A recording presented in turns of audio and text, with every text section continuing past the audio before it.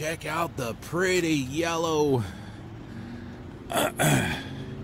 with the chrome on the side. Oh, that's so nice.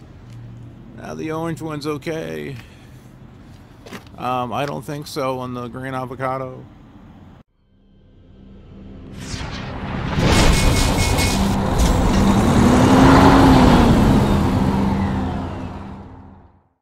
Drivers and adventurers, I am the Killer Trucker, and we are on our way to Humboldt, Texas, which is going to be a couple of days. Let's see.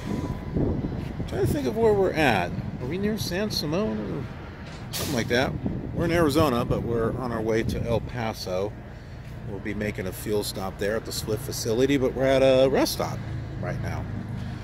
So an interesting thing happened on the way here. You know how there's always like remains of, you know, treads from tires, right? Well, there was one on the freeway, and I saw it, so I knew it was going to be a hazard, and there was a car going towards it. He actually hit it, and that tread flew up in the air and came our direction. Now, I thought maybe I could pull the truck a little bit over to the right, but it kind of had a little bit of resistance. You know, not like it skid, but I could feel that if I didn't control it well enough, it could have jackknifed. So my instructor, or my mentor, was saying, hey, if you see something like that and you really don't have time to go around it, just plow through it. You know, just take whatever damage it's going to give, because it's better than a jackknifing. So, little information there for you. So hopefully they get some vending machines. But yeah, I need to get out and stretch a little bit. We're about 3 hours away from El Paso. Hey there, everyone. We are in El Paso at the Swift terminal. This was an interesting one. We had to use our badge to get in, so there was no guard or anything like that. And we're refueling, and I think it's done. I noticed that this one over here stopped, so we're going to check that out. Hey everyone, I have finished my 30-minute break, which means now I can drive a little bit longer, but I've only got about 3 hours and 23 minutes left. We have to use, I would say, 45 minutes to an hour to make sure that we can find a place to shut down for the night, so so that I'm not in violation, since I'm doing most of the driving. But before we leave, we're going to find that place, so that way we're all prepared. No, not the flight simulator. I know I keep saying that, don't I? So, some of you who are not in the trucking industry, you may not realize that there is something called hours of service. So you can't just run however long you want. You actually have to shut down. It's law. So today, the most I could drive was 11 hours. And I came to about 10 hours and maybe 40 minutes. We're driving really hard to get to Humboldt, Texas. The load was already late when it was assigned to us. It was supposed to be a pickup between October the 7th and the 14th. So, and the pickup was there at the Swift facility. So I don't know if it was like sitting there, someone forgot it, or what happened. But apparently, you know, it was assigned to us last minute. Now, we could have rejected it, but we wanted a load, so we just put in there, you know, we had talked to driver support and saying, you know, hey, we'd like to do this, but, you know, it's we're not going to be able to get it there in one day.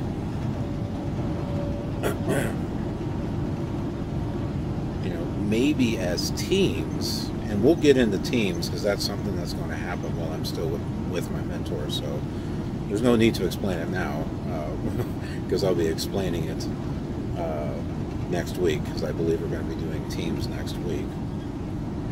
So yeah, we're running really hard. So for the moment, we both have to be awake at the same time. So once we got to an area where we could switch, we went ahead and did that because he still has plenty of drive time. However, we both have a 14-hour, for lack of a better term, on-duty shift clock.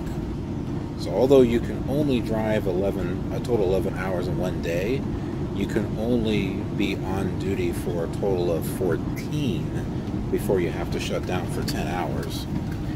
And there is two different things for on duty. There's on duty driving and on duty not driving. So the on duty not driving is anything that's work related that is not driving. So if you're doing a pre-trip inspection, post-trip inspection, getting out and looking before you back, paperwork like, you know, filing in, like scanning documents and sending it to them, all of that is considered on duty. But once you're not doing work, it's off duty. So since I still have to be awake with him driving, I am on duty. And I'm almost out of my 14-hour clock, so he can't drive too much without it going over for me, and the same for him also. So it's kind of an interesting scenario for those of you who are not familiar with the hours of service.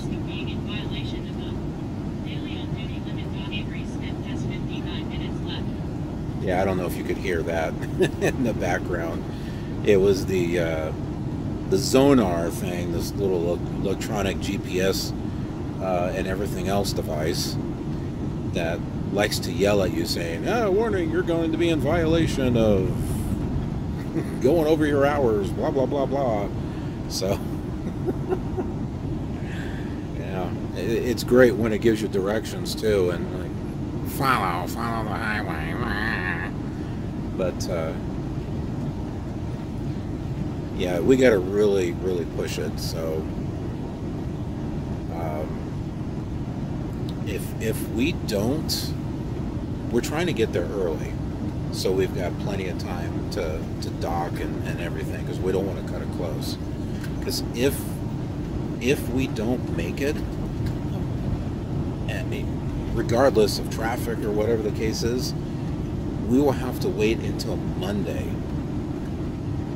So, which means we've got to be parked all weekend, and there's really nothing we can do. We'll have to be parked over the weekend and wait until Monday for them to unload it. That's just how it goes. But hopefully that won't be the case. But anything can happen, you know, between where we shut down for tonight and the destination. There could be traffic, there could be accidents, there could be road work. You know, anything can happen. We just don't know. All we can do is just do the best that we can and hope that we get there in time. If not, it's just how it is. We just got to deal with it. So, but we'll pick this up here as soon as we get to the truck stop. We're heading to a Flying J, and that's where we're going to be closing up for tonight.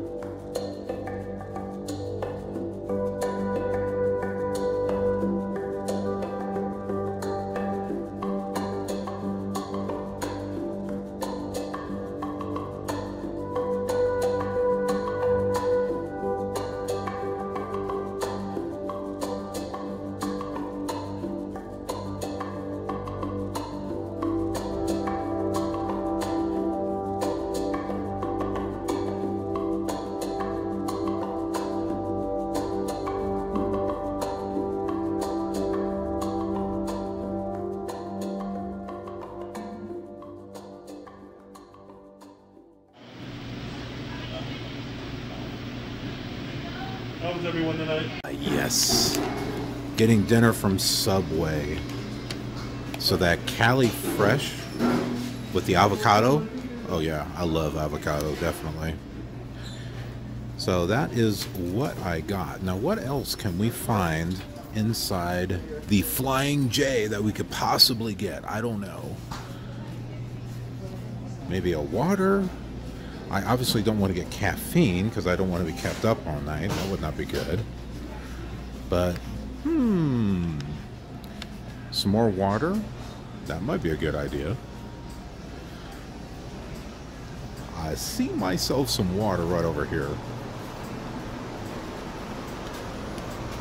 Yeah, there's a big one here. Avocado, bacon, steak. Yum. Well, I don't know about you folks, but I'm kind of hungry. After a long day of, basically 14 hours on duty, yeah, been hungry, I gotta say. Been hungry. So let me go and just put up on the screen where we currently are, and I'll show you here kind of a close-up, and then we'll zoom out and then zoom out again. So we're about halfway to our destination. I think we got like maybe 10 and a half hours left to go as far as driving. It's within my allotted time for driving, but then we would have to find a place to go park afterwards. So yeah, interesting. You have to be kind of strategic with this stuff. Who would have thought that truck driving was strategic? Well, I guess driving on the road is strategic, but yeah, I think I've been up too much. We better continue this tomorrow. Folks, it's time to hit the road, continue our way to Humboldt, Texas. We are on our way to Humboldt, Texas. Taking a little break to stretch out a little bit, get a soda, maybe a snack. Although I got snacks, but sometimes it's just nice to get a little something from the store. Gonna clean the windshields up a little bit. Gotta call my driver qualification later. She wants to see how I'm doing. Okay, folks, you're gonna find this really interesting. Apparently this Pilot is like one of the few that has this. A classic Dr. Pepper with nothing but sugar. I have not seen this at all before. This is the first time I've seen this, so this is like really, really cool. Fried corn, that is like a new thing. I've never seen that before. We're about halfway in between here and, well, San Antonio and Houston. We're halfway through. We made a stop here at Love's Truck Stop. I needed to stop. My anxiety levels are really high right now. First of all, the freeway system in San Antonio sucks. I don't know who the hell designed it. I'll talk about that a little later. But there were a couple of instances where, maybe three, where I thought I was just going to run into something. Because I know we're pressed for time. But yeah, it kind of scared me. It's a little beyond my comfort level. But like I said, we'll talk about that a little bit later. For the moment, I got myself a fried chicken sandwich from Wendy's with fried corn because I've never had that before. We're currently here dropping off for Ross, Dress for Less. I'll show a picture up.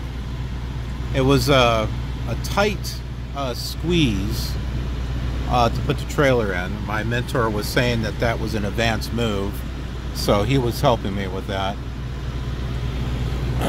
But yeah,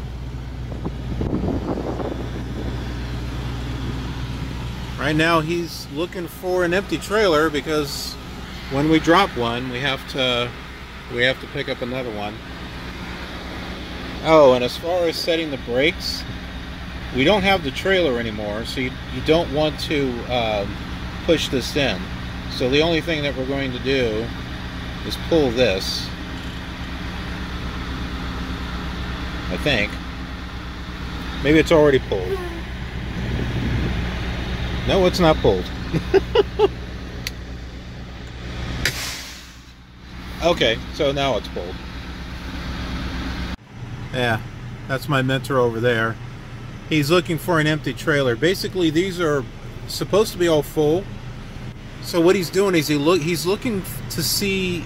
They usually have seals on the back, a plastic seal. If the seal is gone, think of it like a plastic tie thing. You know, that when you put it on there, you can't pull it off unless you cut it. But he's already looked at these trailers. These are supposed to be the empty ones, but there are no Swift ones from what he could see. So he's checking over here to see if there's any, like there's a Swift trailer, you know, but he's looking to see if there's anything that doesn't have a seal on it. And then he'll open it up and see if it's empty, but we may not have a trailer to take with us. So you're supposed to drop off and pick up a trailer, unless they're unloading it. If you don't do that, then you wind up having all these trailers that are left at, you know, a particular place. So for every one you drop off, you got to take one. Hope that makes sense. Hey everyone, we are here in Houston at the Houston terminal from Swift, although it's originally a Central Freight Lines terminal, and Swift had bought that company. I gotta say, this place is a dump. It looks better at night because you can't see how bad it is.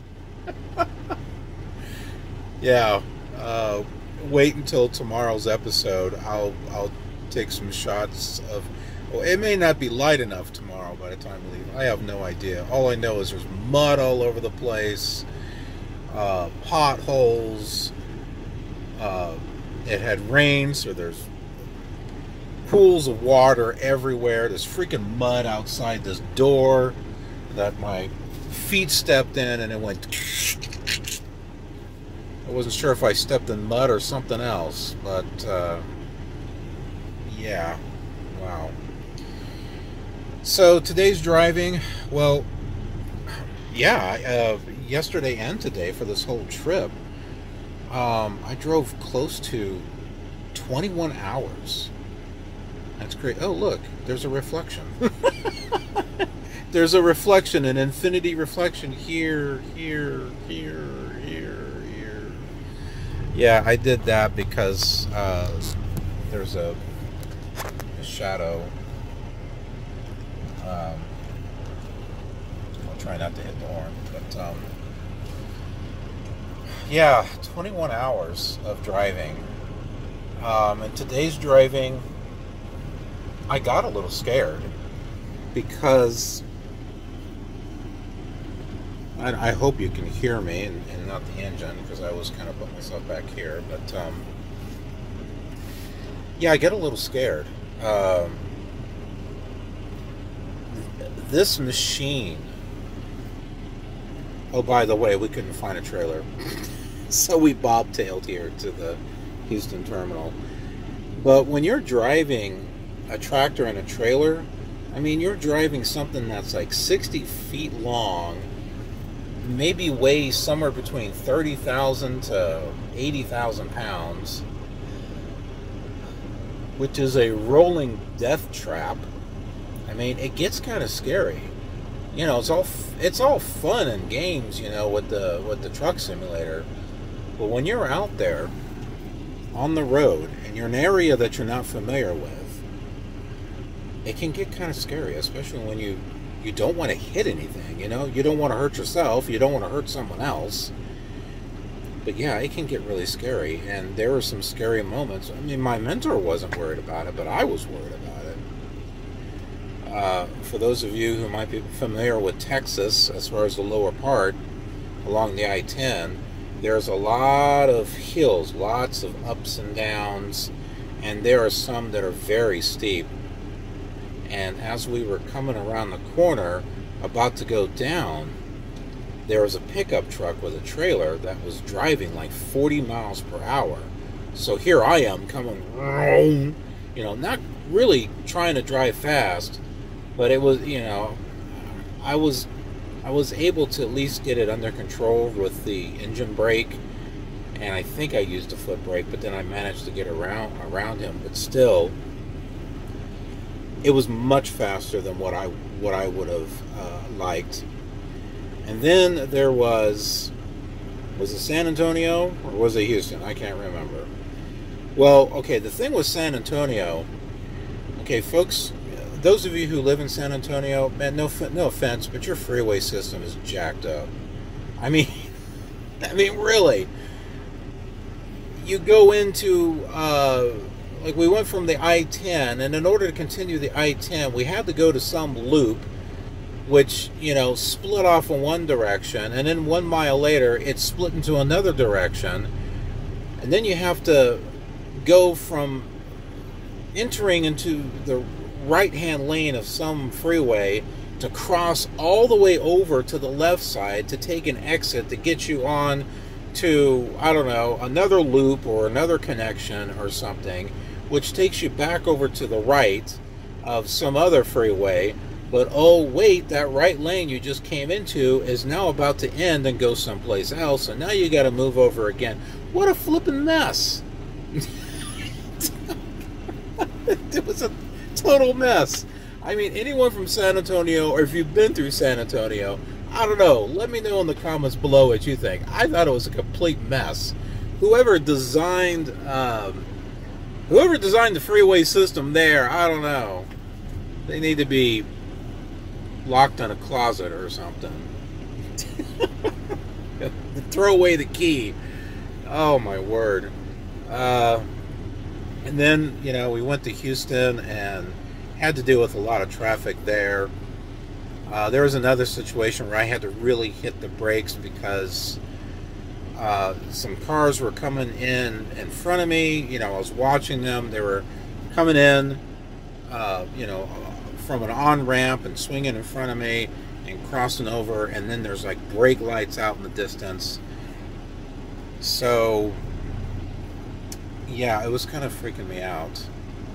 And the max speed that you can really go, you know, on this truck is like 65 if you do cruise control. You can do this little trick where you press down on the accelerator, lift up and press down halfway, and it's like a trick for passing, which gets you up to 67. But in any case, quite frankly, I feel like I would be much safer driving at 55 like in California. I feel like I can control, at least until I gain a little bit more confidence. Does that make any sense? Because driving at 65 in some of these areas is just scary, especially at night when you're not familiar with an area and cars are zipping around you and everything, and you can barely see what's going on because it's not, maybe not lit as well as what you're used to. Yeah, it's really scary. I mean, all I've got to say is, you know, if you get into this line of business, don't rush yourself, and don't push yourself. We thought we were going to be, well, we were late getting it delivered, but thankfully they took it. Apparently there were other ones coming in. It was just a drop. So all we had to do was just drop the trailer. It didn't have to be unloaded or anything. We just dropped it, backed it up, parked it, dropped it, and we've got another load that's also in Texas that will be starting tomorrow. But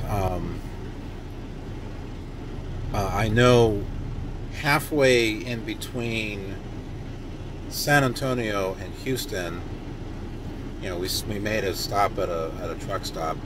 I needed to take a break. After the mess of San Antonio, my anxiety was up. My anxiety was up because the freeway system was all over, and this stupid GPS Zonar thing is a piece of junk. The software actually works on my phone, but whatever tablet they're using here that has a 486 Intel processor in it is slow as heck, and really is not designed to work with this thing. I mean, you set up the navigation and it's like loading, loading, loading, and then when it comes up, it's like, oh, I'm sorry, this has a U-turn. We can't figure a route out for you because you can't do that. Well, you stupid machine, figure out a route. I don't know. When I get my own truck, man, I'm going to go use a freaking Atlas is what I'm going to do, because this thing is a piece of junk. I'm going to use an Atlas. I'm going to look up a route the old-fashioned way. Well, I'll look up and see what this Zonar comes up with, and then I'll compare that to an actual Atlas so I can see what roads I'm going to be taking, and wherever there's going to be major changes, I'll look it up on a satellite view to get an idea of what it looks like, as well as a satellite view of where I'm going and the area that I'm going in. Try to figure out what time. I know what this sounds like to some of you people. It's like, dude, man, you're psychoanalyzing it. You're right, I am. Because if I go into an area that I'm not familiar with, I want to know what the heck I'm going into. I want to know what the heck I'm stepping into. Because I just feel like if I'm not prepared, I'm going to make a mistake or something stupid that, you know, that could cause an accident or something, you know, and I don't want that. So I would feel better being more prepared instead of just trying to figure things out as a, you know, well, I'll just figure it out, you know, when I get there, you know. I like to be able to, I mean, isn't that what trip planning is all about? You know, you're planning your trip, you figure, okay, I'm going to make my stops here, here, here. Not, well, I'm going to drive for 4 hours and then look for the next stop. I'm not like that. I mean, maybe some people can live their life like that, but I have to, I mean, it should be no surprise. I mean, with what I do on this channel, the type of video work and stuff I do, those of you who've been with me for a while, you know that in some cases I script things out, or, you know, I'll plan things out, at least, you know, editing wise. You know, I just don't do a video and throw it up on, you know, YouTube and hope for the best. You know, I put a little bit of work into it, and sometimes it does well and sometimes it doesn't, you know. So yeah, I mean, I'm a planner. I like to plan things, and that way I know I'm a little bit more better prepared when I get there. But anyway, yeah, don't push yourself. If you feel like you need to take a break, take a break. Don't push yourself. And I definitely needed to take a break. I told my mentor, I was like, look, man, we need to stop. We need to just make a stop somewhere. I need to get out. I need to stretch, clear my head. Don't be afraid to do that. I think it's more important to get where you're going to go safely and in one piece than trying to rush and try to get there in time. I think that's where a lot of accidents happen, because people push themselves too much, and they wind up, you know, getting in an accident, or they cause one or something. So yeah, I mean, I'll plan out the trip to figure out how long it's going to take, where my stops are going to be. I'd like to know what it is I'm going to get into, and if I know that I'm going to be late or something, just by figuring things out, I'll just tell them, as I, hey, look, you know what? There's a chance that this could be late because of traffic or whatever. You know, figuring out, okay, what time am I going to arrive to some of these places? Is it going to cause me a problem? you know. That's just my thought. And maybe we can do that tomorrow as far as the trip planning, instead of just going and rolling. I like to be able to have a little bit more control and just see, and have my mentor watch and just say, okay, yeah, that's good, or no, that's not good, and this is why. And you know, I got to be able to get hands-on and do things in the way that I think are right, and then have him say, yay, nay, not a bad idea, this could be better, you know, type of thing. Because I'm my own person. I can't be someone else. Does that make any sense? So, yeah, but anyway. Oh, and another thing too, if you're brand new, don't go out and drive like you've been doing this for 15 years. That's why I feel like I need to slow down. And you know, if I'm on a straightaway or something, you know, and it's plains or a little bit of hills, not really a whole lot of incline, well, okay then, you know, 60, you know, 65, sure, why not? But once it starts getting really hilly or mountainy, or you're in the city, slow down. Just take it easy. I mean, this is a big machine that needs to be respected. You need to respect this machine, otherwise it's going to hurt you and it's going to hurt someone else. So take your time. Don't go into one of these things brand new and try to drive it like you've been doing it for 15, 20 years, all right? I mean, this is a lot different than the Academy or Top Gun or even a simulator. This is real stuff. This isn't kind of like, oh, oops, I knocked that car off the road. Oh, well, let me go back to a previous save. You know what I mean? It's not that at all. I mean, this has consequences that you can't erase. You can't go back in time, you know. And, just take it easy. I'm new. I mean, I haven't even really been out on the road more than a week. And I'm not going to count the last mentor. Forget that. As far as I'm concerned, I'm wiping the slate clean on that one. Oh, yeah, I forgot to mention, there was an event that happened.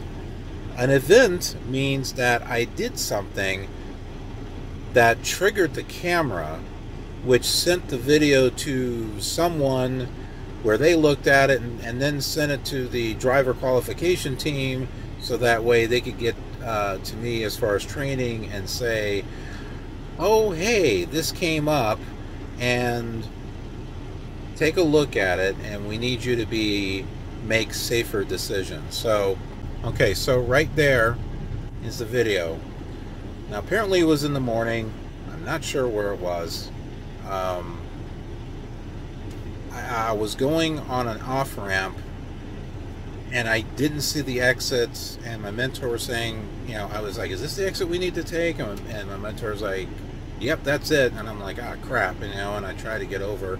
There were no other cars around, you know, and I made it just fine. But that was an event, apparently, that had to be reviewed with me, that I had to make smarter choices. I think the smarter choice would be, it's a little difficult when you're driving and you're having someone, oh, take this exit, you know. If I plan things myself, then I think I'm going to have a better idea. Dude, man, do you have to shine that light in my face? Really? Thank you. I mean, if I'm planning things out, then I know, okay, I'm going to take this exit or something, you know. But, and I'm not going to blame my mentor at all. If anything, the smartest thing for me to have done is like, oops, well, there goes the exit. Just keep going.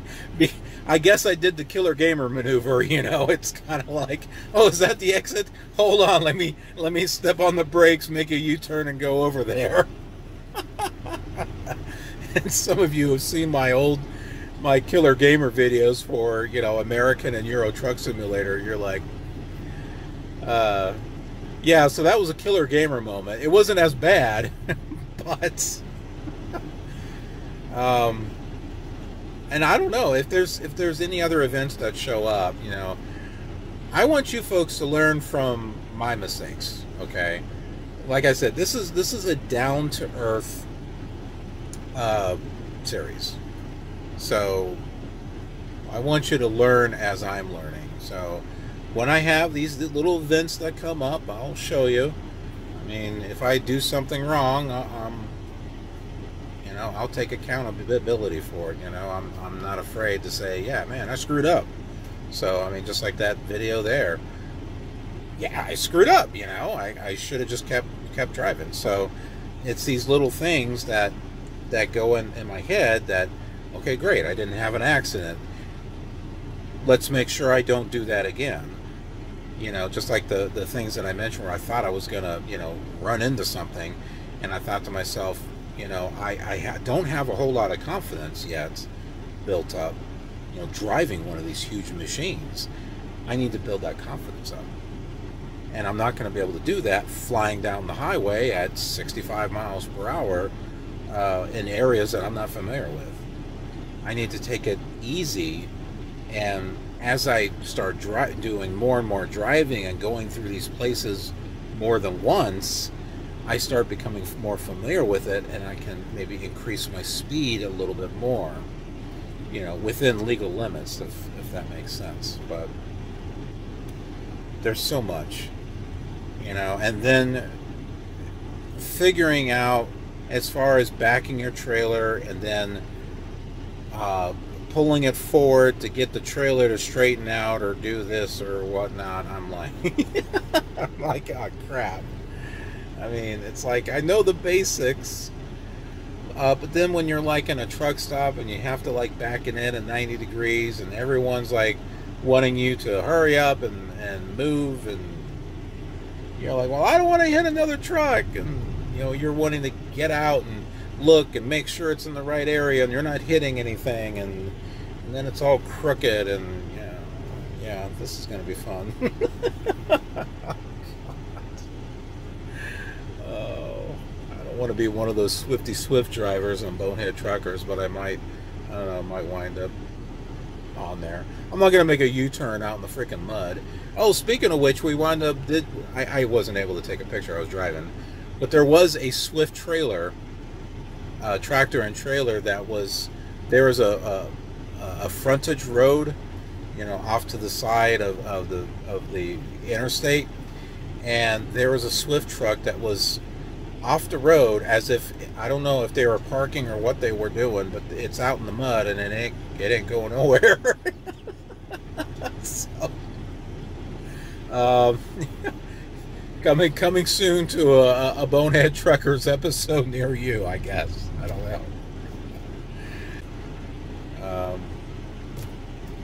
The journey continues tomorrow. Thanks so much for watching. I appreciate it. I hope you're finding this interesting. This is like a thrill ride, you know. You're on a roller coaster or some crazy carnival ride, you know, where your heart goes up into your throat and your heart sinks down to your stomach, you know, and you're just like, oh geez, that was a rush. That's what this feels like. It feels like one of those rides. So I mean, I hope you're enjoying this this series. And hey, you know, if you're new here, subscribe and leave some comments, criticisms, if you want. That notification bell so that we get notified of future content. And I do more stuff than just this vlog. And once I get my own truck, be doing a lot more stuff. So yeah. Thanks so much for watching. I appreciate it. And I will see you on the next episode of our series. I'm going to take it slow. I'm taking it slower. Have a killer awesome day.